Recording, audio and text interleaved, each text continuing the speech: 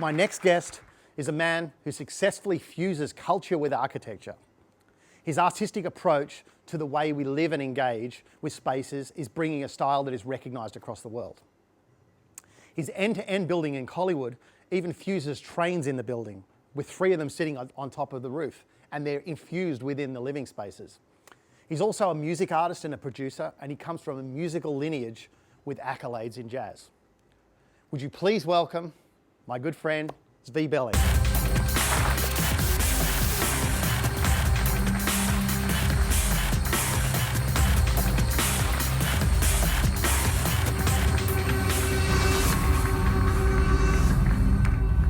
Welcome, Zvi.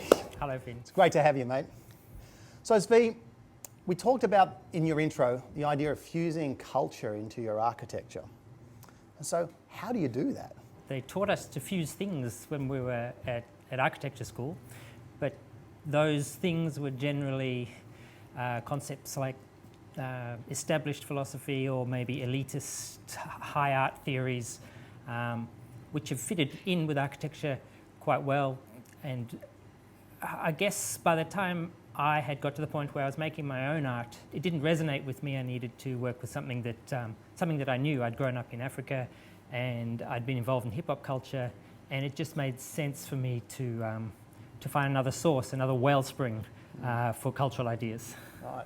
And so architecture is an interesting one, because you would think that would be a very rigid sort of, at least that's the way I look at it, would be a very rigid sort of thing. But then again, being an architect, aren't you about being creative? It is art and science.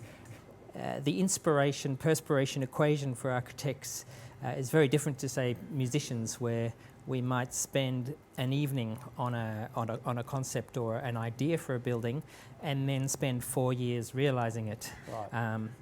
Whereas some other arts, particularly, I'll use jazz music as an example, the idea is realized in the instant of creation. It's right at the other end of the spectrum.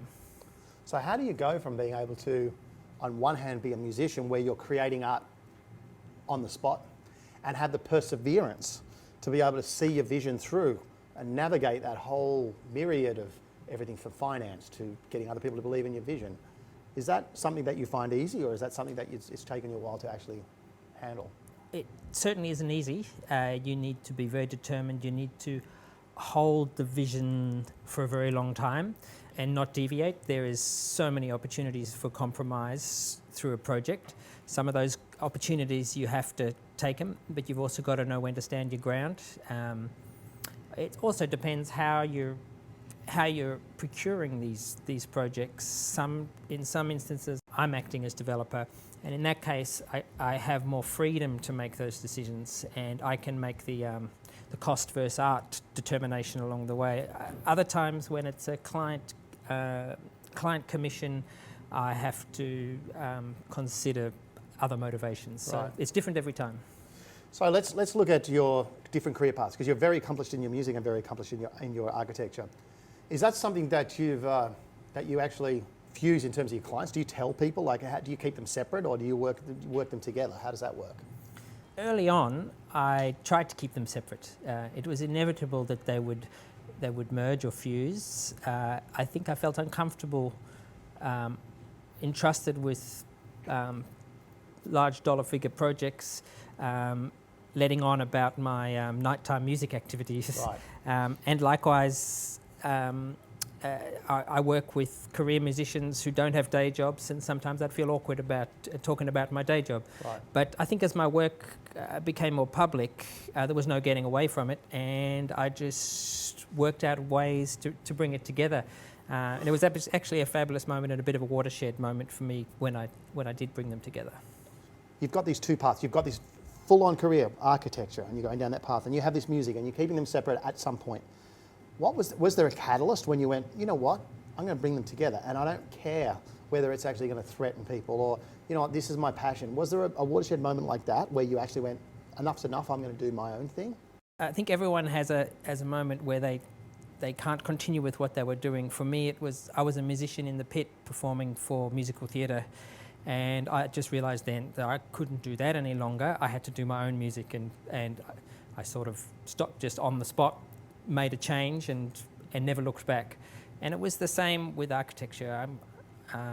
once I decided that I only wanted to do projects that I believed in and work with people that were like-minded, I might have lost a couple of commissions, but then the work all started to make sense, and I was able to bring all of these otherwise extra-disciplinary ideas into the art that I was trying out. Would you say that a lot of people would see that the way you incorporate hip-hop culture into your buildings as being completely disparate sort of worlds? I think it's important beyond what the universities and the schools might teach you. It's important to do the art that you are, and to bring the art out of the culture that you are part of. There's so much available to us. The palette is giant. We all like to dabble in a bit of everything. But I think if you're working with the material that's down home, that's part of you, it's going to resonate with more strength, and it's going to hold together better. So last question, Zvi. Let's say you have a vision. How do you sell that vision? How do you get people on board, and how do you keep them on that vision when you have a long time frame to gestation until your actual product? Is there a way you keep people motivated? That's a very good question. In architecture, there's a lot of jump-off points for a client where something that we might have all decided to take a risk on early on, maybe as markets change or as moods change, or people have life changes too. Exactly, there may be a loss of belief in the end goal. So it is actually my role in those situations to keep the vision alive, and or to modify it enough that it can keep moving. So I don't think it's about being a pit bull and being really dogged about it. It's just about keeping the vision clear, and having the strength to push it along. For instance, that the train building that you mentioned earlier, that was a 5-year journey, right?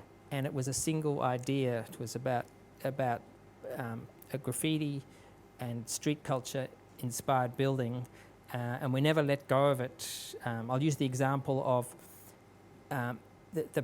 the cost to put the trains on the top of that building was threefold if we put the wheels up there as well, because the wheels are a heavy component.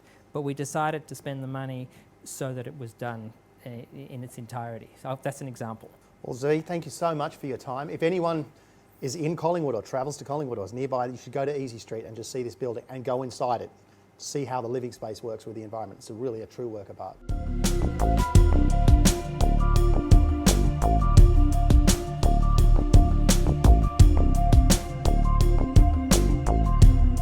So I want everyone to thank Zvi Bellng.